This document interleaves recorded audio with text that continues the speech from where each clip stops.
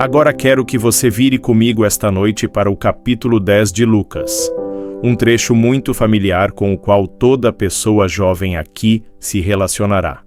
Jovens e idosos. O capítulo 10 de Lucas, começando no verso 25.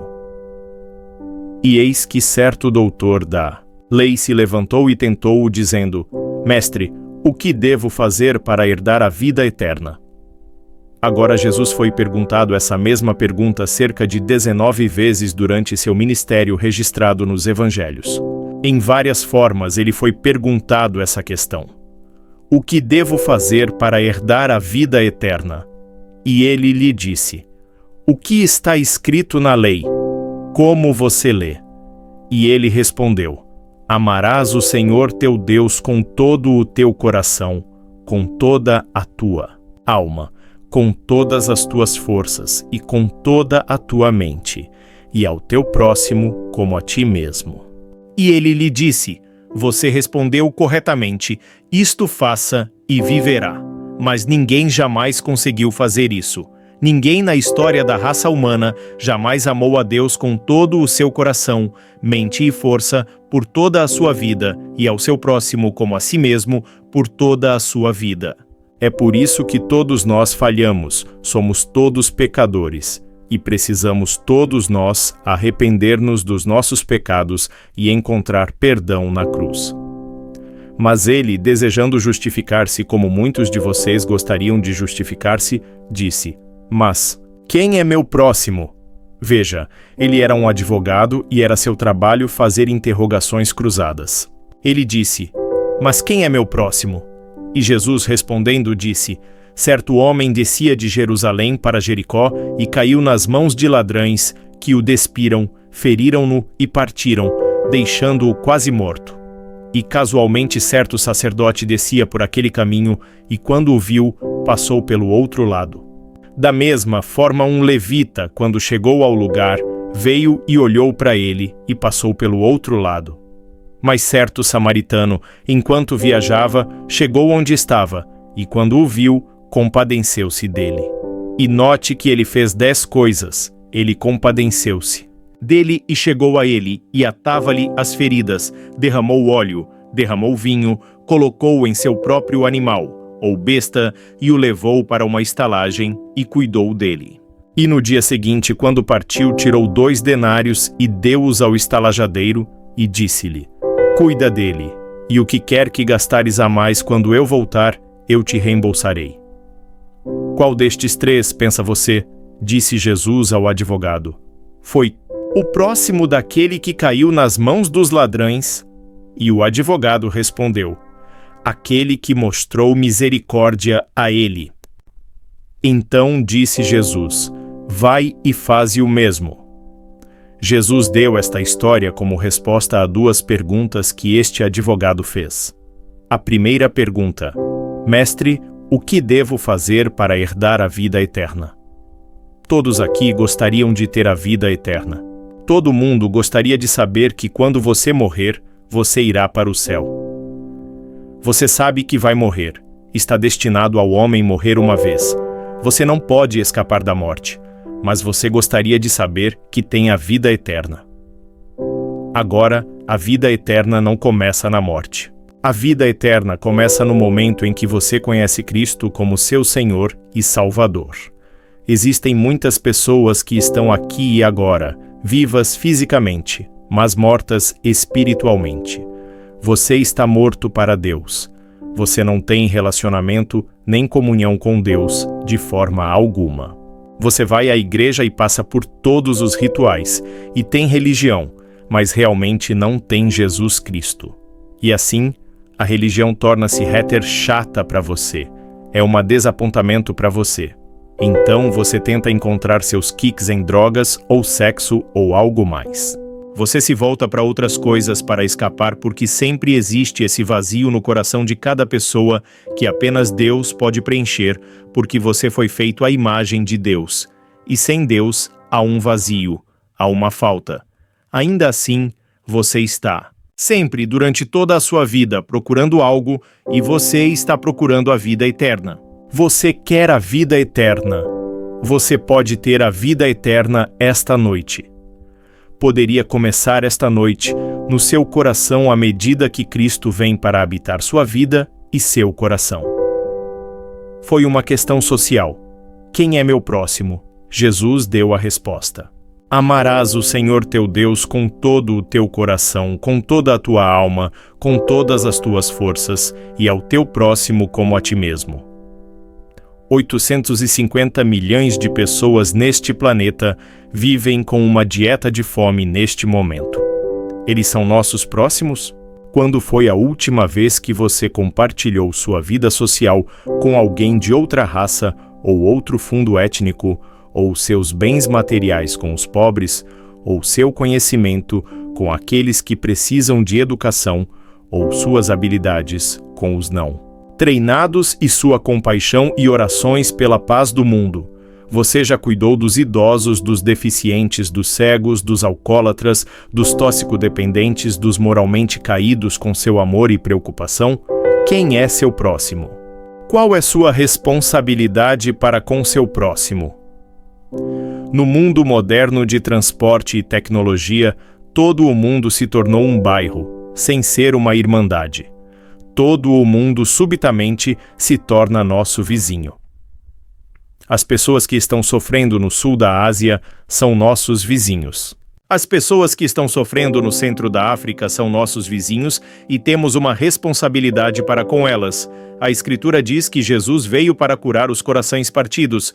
Um novo livro acabou de sair de um psiquiatra intitulado O Coração Partido. E em Toronto, delegados de todo o mundo participaram de uma convenção sobre corações remendados. Jesus veio para curar corações partidos. Quantos corações partidos há aqui esta noite? Sua namorada te abandonou, ou seu namorado disse não. E isso partiu seu coração. E então havia uma questão espiritual, não apenas uma questão social, mas uma questão espiritual.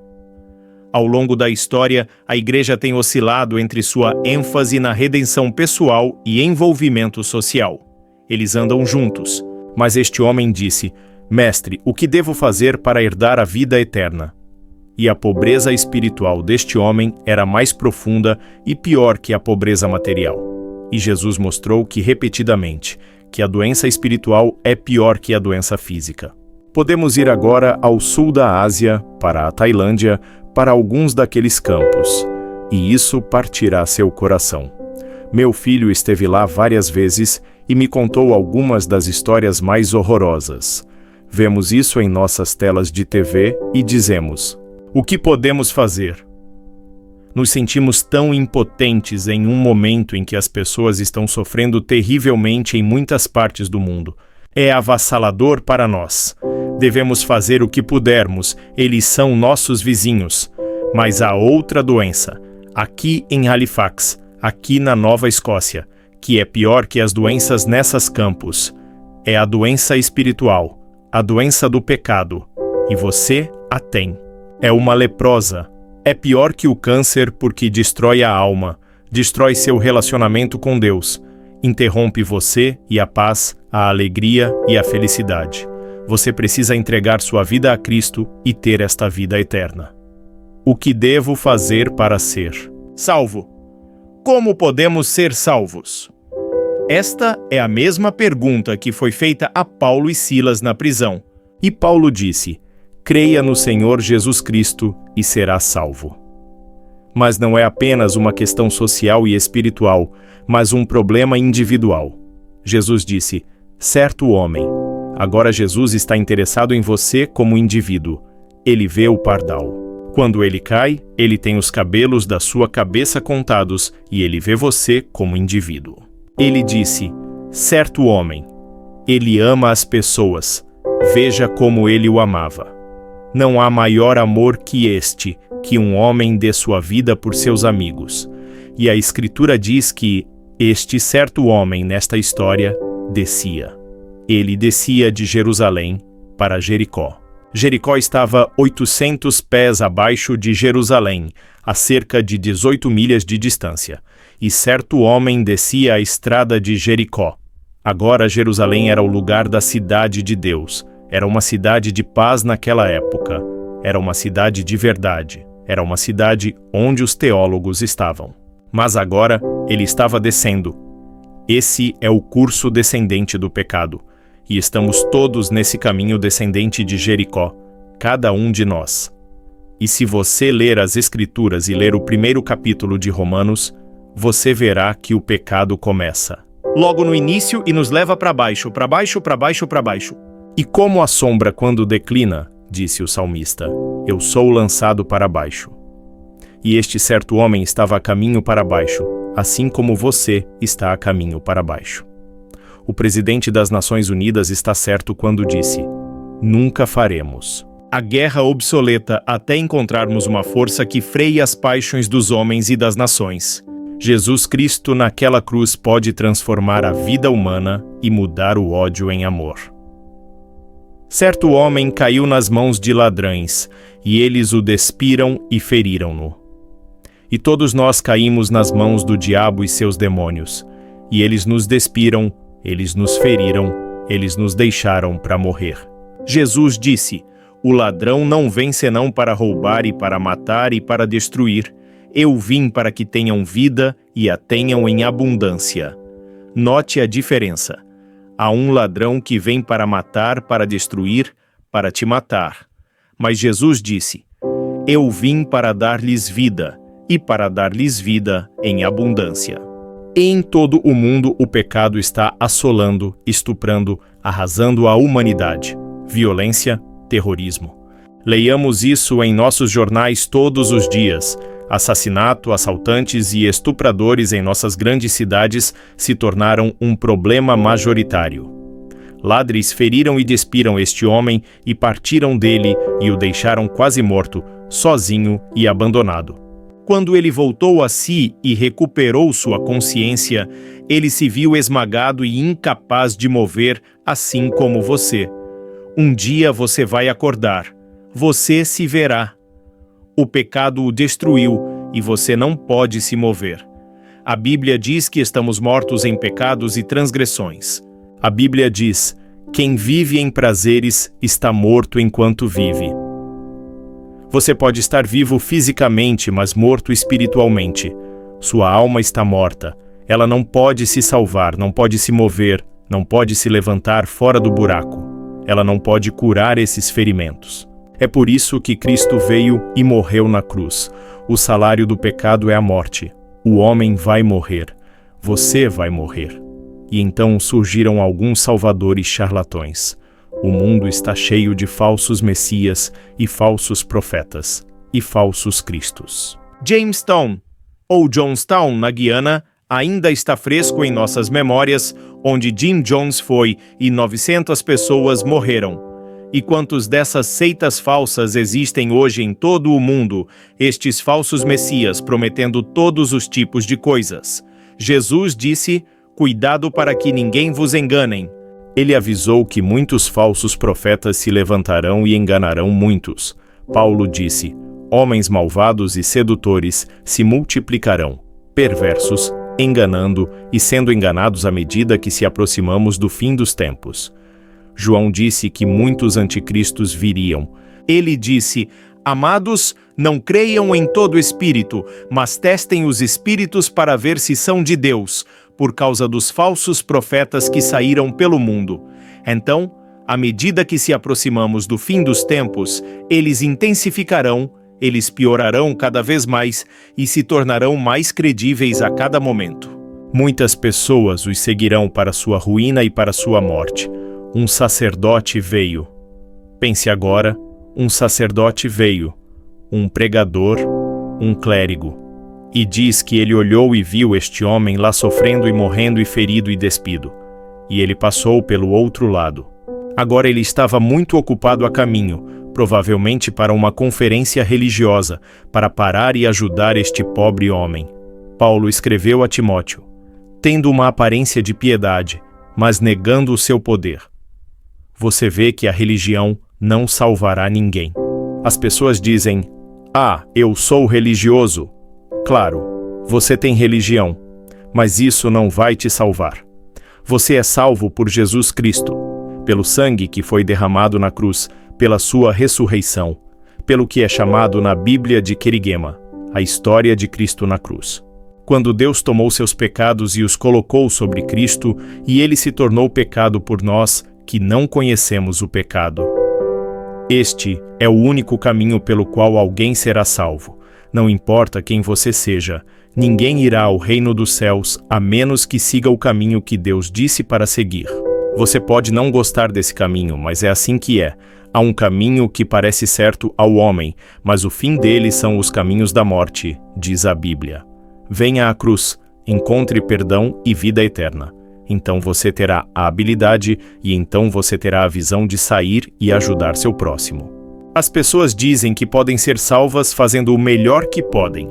Vi uma pesquisa em Nova Jersey algum tempo atrás que disse que 92% das pessoas disse que esperam ir ao céu, mas não estão seguras.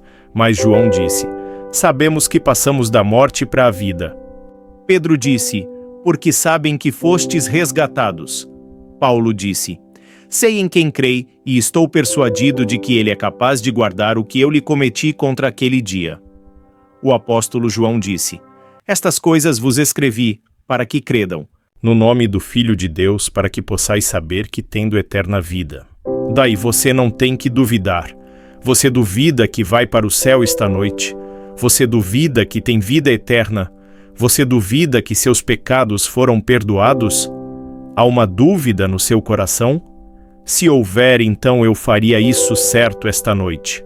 Você diz: eu fui batizado, eu fui confirmado, eu fiz tudo o que me disse para fazer. Mas você não está seguro. Venha e faça isso certo. Recomprometa sua vida. Reconfirme sua vida. Reconfirme o que seus pais prometeram no batismo. Reconfirme o que você prometeu. Muitas pessoas precisam fazer isso. Eu precisei fazer isso. Eu fui criado na igreja, batizado, confirmado e tudo o mais. Mas eu ainda não conhecia realmente Cristo como meu Salvador e meu Senhor. Houve um tempo em que eu tive que dizer: sim, Senhor, eu receberei você, eu me desviarei dos meus pecados, eu deixarei você mudar meu modo de vida. Não por obras de justiça que nós fizemos, mas segundo a sua misericórdia, ele nos salvou.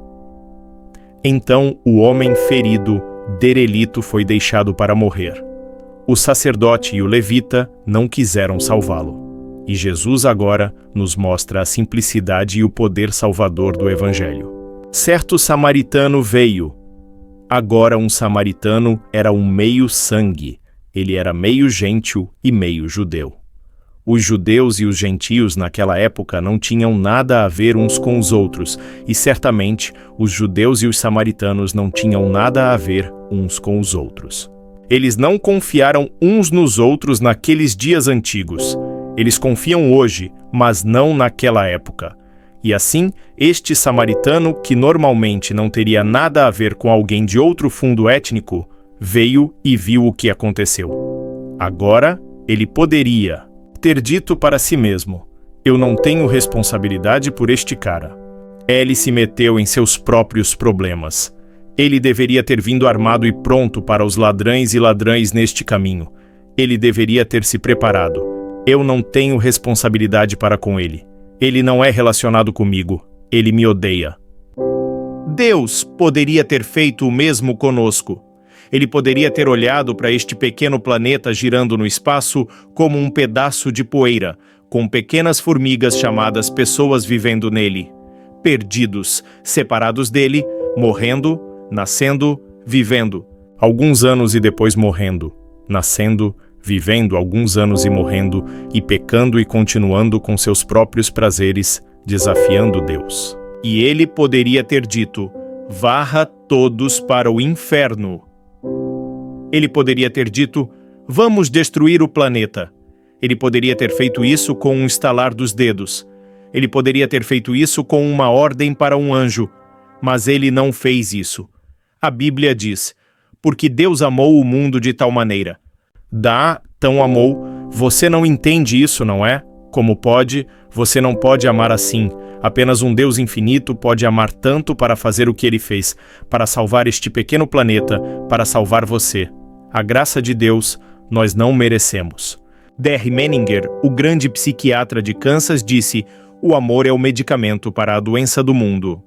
Um de seus anteriores primeiros ministros foi citado na imprensa algum tempo atrás, dizendo que ele nunca conheceu um tempo em toda a sua vida em que houvesse tanta falta de amor.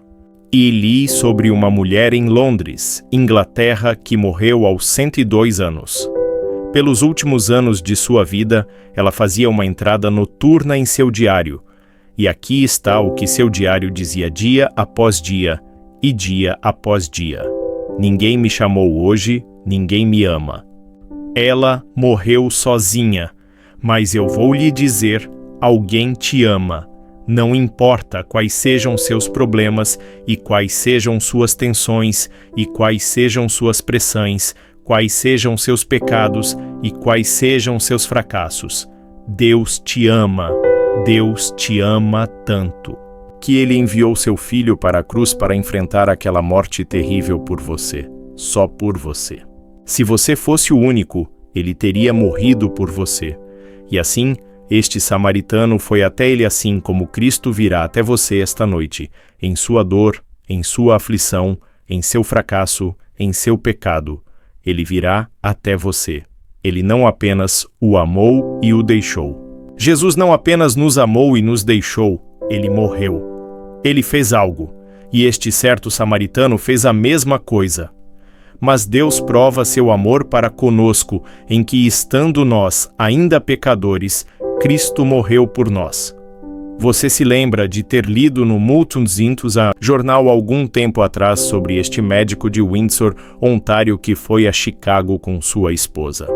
E o Achel, agora não tenho certeza se estavam em lua de mel, mas eles foram a Chicago e comeram em um restaurante. Você se lembra que eles foram assaltados por alguns ladrões na rua fora em um bairro Ratterbom. O ladrão puxou uma arma e a colocou na cabeça de sua esposa ou sua noiva, e ele se atirou entre, e o ladrão atirou e o matou. Ele estava salvando sua esposa, assim como o Senhor Jesus Cristo se atirou por sua noiva. Aqueles de nós que somos membros de seu corpo, ele morreu na cruz por nós, porque nos amou. Cristo te amou e morreu por você. Mas Deus, que é rico em misericórdia, por seu grande amor com o qual ele nos amou. O note que este samaritano atava-lhe as feridas e derramava óleo. Agora, o óleo representa o Espírito Santo. Você veja, o Espírito Santo vem em nossos corações e nos convence do pecado. E depois que recebemos Cristo, o Espírito Santo vem para encher nossos corações e produzir o fruto do Espírito e dar-nos dons para que possamos servi-lo. E então ele derramava vinho, e o vinho com seu conteúdo alcoólico era um antisséptico que ajudaria a curar a ferida. E aquele vinho, como você toma na comunhão, ou o suco que pode ser servido em sua igreja, representa o sangue de Cristo. E a Bíblia diz: o sangue de Jesus Cristo, o Filho de Deus, purifica de todo o pecado. Deus não apenas nos muda e nos converte e nos dá vida eterna, Deus nos guarda e o levou. A Escritura diz: para uma estalagem e cuidou dele. E Pedro disse: quem são guardados pelo poder de Deus por meio da fé para a salvação. Você não tem que se agarrar e ficar no reino de Deus se agarrando. Ele te segura. Ele cuida de você. Ele o colocou em seu próprio animal. Ele tinha sua própria ambulância lá.